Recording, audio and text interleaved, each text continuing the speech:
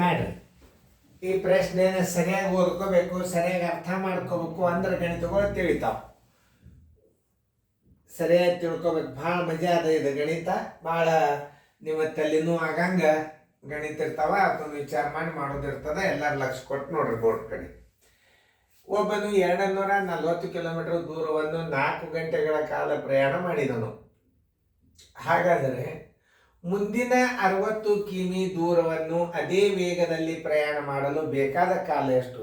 ವೇಗ ಒಟ್ಟ ಬದಲಾಗಿಲ್ಲ, ಹೆಚ್ಚು ಮಾಡಂದಿಲ್ಲ, ಕಡಿಮೆನೂ ಮಾಡಂದಿಲ್ಲ ಅಂದಾಗ ನೇರವಾಗಿ ಹೆಂಗೆ ಕಂಡುಹಿಡಿಬೇಕು ಅನ್ನೋ ತೋರಿಸ್ಕೊಂಡು 240 ಕಿಮಿ ಬರೋಬರಿ 240 ಕಿಮಿ ಕ್ರಮಿಸಲು ಎಷ್ಟು ಗಂಟೆ? 4 ಗಂಟೆ. ಅದೇ ವೇಗದಲ್ಲಿ ಅಂದಾನಂದ್ರೆ ಎಷ್ಟದ ದಾರಿ? ಮುಂದಿಂದು 60 ಕಿಮಿ ಅದ. 60 ಕಿಮಿ ಬರೋಬರಿ ಎಷ್ಟು ಗಂಟೆ? 60 ಗುಂಡ್ಲೆ 4 ಸರ್ವಾಸ್ ಬಾಗಿಲೆ 240.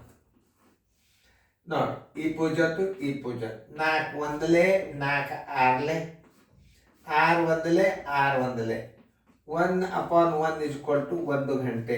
ಇದನ್ನ ನೆನಪಿಟ್ಬೇಕು. ಉತ್ತರ ಬರೋಬರಿ 1 ಗಂಟೆ. ಮುಂದಿನ ವೇಗ, ಮುಂದಿನ ದೂರವನ್ನು ಹೋಲಿಕೆ ಬೇಕು, ಅವಾಗ 1 ಗಂಟೆ ಬೇಕು. ಉತ್ತರ ಸಂಖ್ಯೆ ಬಿ. ಮುಂದಿನ ಗಣಿತ ಮಾಡ್ರಿ, ಅದೇ ಮಾದರಿ ಒಳಗದ.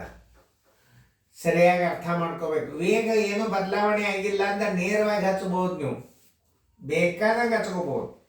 ಯಾಕೆ ವೇಗ ಬದಲಾಯ್ತು ಅಂದ್ರೆ ಮೊದಲಿನ ವೇಗ ತಕ್ಕೋಬೇಕು. ಇದ್ರ ವೇಗ ಎಷ್ಟು ಬರ್ತದೆ? 60 ಬರ್ತದೆ. 4 ಆರ್ಲೆ 24, 60 ಇರ್ತದೆ. ಹೆಚ್ಚು ಮಾಡಂದ್ರೆ 70 ಮಾಡ್ಬೇಕು, ಕಡಿಮೆ ಮಾಡಂದ್ರೆ 50 ಮಾಡ್ಕೋಬೇಕು. ಇಷ್ಟೇ. ವಿಚಾರ ಮಾಡಿ ಮಾಡೋ ಲೆಕ್ಕಗಳು ಇರ್ತಾವೆ. ಮಾಡೋದಾದ್ರೆ ನೋಡಿ, ಬೋರ್ಡ್ ಕಡೆ ನೋಡಿ. ಒಬ್ಬನು 560 ಕಿಲೋಮೀಟರ್ ದೂರವನ್ನು 7 ಗಂಟೆಗಳ ಕಾಲ ಪ್ರಯಾಣ ಮಾಡಿದನು. ಹಾಗಾದರೆ ಮುಂದಿನ 120 ಕಿಮಿ ದೂರವನ್ನು ಅದೇ ವೇಗದಲ್ಲಿ ಪ್ರಯಾಣ ಮಾಡಲು ಬೇಕಾದ ಕಾಲ ಎಷ್ಟು? ವೇಗ ಹೆಚ್ಚು ಮಾಡಂದಿಲ್ಲ, ಕಡಿಮೆ ಮಾಡಂದಿಲ್ಲ, ಅದೇ ವೇಗದಾಗ ಹೋಗ್ರಿ ಅಂದ್ರೆ ನೀವು ಹೆಂಗೆ ಹಚ್ಕೋಬೇಕಂದ್ರೆ 560 ಕಿಮಿ ಕ್ರಮಿಸಲು 560 ಕಿಮಿ ಬರೋಬ್ಬರಿ 7 ಗಂಟೆ. 120 ಕಿಮಿ ಬರೋಬ್ಬರಿ ಎಷ್ಟು ಗಂಟೆ? 120 ಗುಂಡ್ಲೆ 7 ಸರಾಸವಾಗಲೇ 560. ನೋಡಿ, 7 ಒಂದಲೇ 7 ಎಂಟ್ಲೆ 56 ಪೂಜೆ. ಈ ಪೂಜತ್ತು ಈ ಪೂಜತ್ತು 4 ಎರಡಲೆ 4 ಮೂರ್ಲೆ 12 ಬರೋಬ್ಬರಿ 3 2 ಗಂಟೆ ಬರೋಬ್ಬರಿ 1.12 ಗಂಟೆ. ಎಲ್ಲದ ನೋಡ್ರಿ 1.12 ಗಂಟೆ. ಉತ್ತರ ಬರೋಬ್ಬರಿ 1.12 ಗಂಟೆ. ವೇಗದೊಳಗೆ ಬದಲಾವಣೆ ಮಾಡಿ ಅಂದ್ರೆ ಇದನ್ನ ಸಾಮಾನ್ಯ ವೇಗ ತಕ್ಕೋಬೇಕಾಗ್ತದೆ. ಮುಂದೆ ಅಂತ ಬಂದಾಗ ಹೇಳ್ತಾನು. ಉತ್ತರ ಸಂಖ್ಯೆ ಡಿ. ನೋಡಿ, ಚೆನ್ನಾಗಿ ತಿಳ್ಕೊಂಡು ಇನ್ನೊಂದ್ಸಲ ನಿಮಗೆ ನಾ ತಿಳಿಸಿ ಹೇಳ್ತಾನೆ, ಲಕ್ಷ ಕೊಟ್ಟು ನೋಡಿ. ಒಬ್ಬನು 240 ಕಿಲೋಮೀಟರ್ ದೂರವನ್ನು 4 ಗಂಟೆಗಳ ಪ್ರಯಾಣ ಮಾಡಿದನು. ಹಾಗಾದರೆ ಮುಂದಿನ 60 ಕಿಮಿ ದೂರವನ್ನು ಅದೇ ವೇಗದಲ್ಲಿ ಪ್ರಯಾಣ ಮಾಡಲು ಬೇಕಾಗುವ ಕಾಲ ಎಷ್ಟು? ಬೇಕಾದ ಕಾಲ ಎಷ್ಟು? ವೇಗದಲ್ಲಿ ಹೆಚ್ಚು ಮಾಡಿಲ್ಲ, ಕಡಿಮೆನೂ ಮಾಡಂದಿಲ್ಲ ಅಂದಾಗ ನೀವು ಇಷ್ಟು ಹಚ್ಕೋಬಹುದು. 240 ಕಿಮಿ ಬರೋಬ್ಬರಿ 4 ಗಂಟೆ. 60 ಕಿಮಿ ಬರೋಬ್ಬರಿ ಎಷ್ಟು? 1 ಗಂಟೆ. ಒಬ್ಬನು 560 ಕಿಮಿ ದೂರವನ್ನು 7 ಗಂಟೆಗಳ ಕಾಲ ಪ್ರಯಾಣ ಮಾಡಿದನು. ಹಾಗಾದರೆ ಮುಂದಿನ 120 ಕಿಲೋಮೀಟರ್ ದೂರವನ್ನು ಅದೇ ವೇಗದಲ್ಲಿ ಪ್ರಯಾಣ ಮಾಡಲು ಬೇಕಾದ ಕಾಲ ಎಷ್ಟು? 560 ಕಿಮಿ ಬರೋಬ್ಬರಿ 7 ಗಂಟೆ. ವೇಗ ಹೆಚ್ಚು ಮಾಡಂದಿಲ್ಲ, ಕಡಿಮೆನೂ ಮಾಡ. ಒಂದೇ ವೇಳೆ ಕಡಿಮೆ ಮಾಡ ಅಂತಂದ್ರೆ ಇದು 80 ಕಿಲೋಮೀಟರ್ ಆಗ್ತದೆ. ಇದನ್ನ ಅರ್ಥ ಮಾಡ್ಕೋಬೇಕು ನೀವು. 80 ಕಿಮಿ ಆಗ್ತದೆ.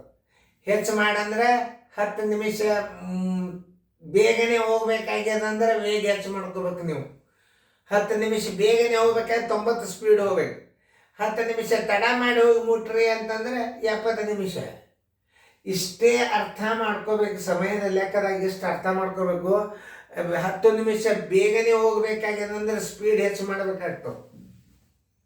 ಆಮೇಲೆ 10 ನಿಮಿಷ ತಡ ಮಾಡಿ ಹೋಗಿ ತಲುಪಿದಾಗ ಅಂದ್ರೆ ಏನಾಗ್ತದೆ? 80 ಇದ್ದದ್ದು 70 ಆಗ್ತದೆ. 10 ನಿಮಿಷ ತಡ ಮಾಡಿ ಹೋಗಿ ಮುಡ್ತಾನೆ.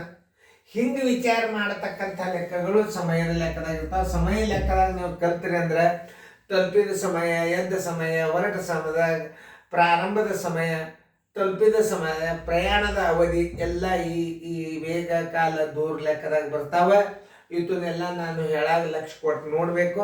ಯಾಕಂದ್ರೆ ಈ ಗಣಿತಗಳು ಒಂದು ನೀವು ಏನಾದರೂ ಮನೆಯೊಳಗೆ ಕಲ್ತ್ಬಿಟ್ರಿ ಅಂತಂದ್ರೆ ನೀವು ನವೋದಯ ಕ್ಲಾಸವನ್ನು ಮನೆಯಾಗೆ ಕೂತು ಅಭ್ಯಾಸ ಮಾಡಿ ಕಲಿಸ್ಬೋದು, ನೀವು ಕಲಿಬೋದು, ಮತ್ತೊಬ್ರಿಗೆ ಕಲಿಸ್ಬೋದು. ಶೇರ್ ಮಾಡೋದು, ಲೈಕ್ ಮಾಡೋದು, ಸಬ್ಸ್ಕ್ರೈಬ್ ಆಗೋದು ಮರಿಬೇಡ್ರಿ. ಯಾಕೆ ಹೈರಾಣಾಗಿ ನಾವು ವಿಡಿಯೋ ಮಾಡಿರ್ತೀವಿ. ಮಾಡ್ರಿ ಏನು ಬರೀ ಒಂದು ಲೈಕ್ ಮಾಡೋದು, ಸಬ್ಸ್ಕ್ರೈಬ್ ಆಗೋದು, ಮತ್ತೊಬ್ರು ನಿಮ್ಮ ಫ್ರೆಂಡ್ಸ್ಗಳು ಕಲಿಸೋದು, ಇದೆಲ್ಲ ಸಂಸ್ಥೆ ಏನಾಗ್ತದ, ಇದು ಹಿಂಗೆ ಬೆಳ್ಕೊತ ಹೋಗಿಬಿಡ್ತದ. ನಾಳಿದು ಎಲ್ಲ ಅಭ್ಯಾಸಕ್ಕೆ ಉಪಯೋಗ ಆಗ್ತದೆ. ಟೀಚರ್ ಪೋಸ್ಟಕ್ಕೆ ಆಗ್ತದೆ, ಹೈಸ್ಕೂಲ್ ಟೀಚರ್, ಬ್ಯಾಂಕಿಂದು, ನವೋದಯ, ಸೈನಿಕ್ ಸ್ಕೂಲ್, RMS ಎಲ್ಲದಕ್ಕೂ, ಕಿತ್ತೂರು ಎಲ್ಲದಕ್ಕೂ ಅಭ್ಯಾಸದ ಸಂಬಂಧ ಅದ. ಇದನ್ನು ಹೊಸಾದ್ ಮಾಡಿನೂ ಎಲ್ಲರೂ ಲೈಕ್ ಮಾಡಿರಿ, ಚೆಂದಂಗೆ ಬರ್ಕೊರಿ ಫೇರ್ದಾಗ.